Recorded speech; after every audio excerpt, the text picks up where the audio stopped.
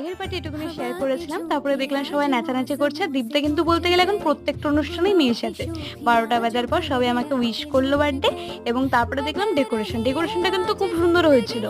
বুনু আর বাবান আর বাড়ির সবাই মিলে পুরো ঘরটাকে বেলুন দিয়ে সাজিয়ে দিয়েছিল। ব্যাকগ্রাউন্ডটা তো খুব সুন্দর লাগছিল, ছবিগুলো খুব সুন্দর উঠছিল। তারপরে আমি আর বাবান ছবি তুলছিলাম, আর মামা আমাদের ব্লগের জন্য সুন্দর একটা ভিডিও করে দিচ্ছিল।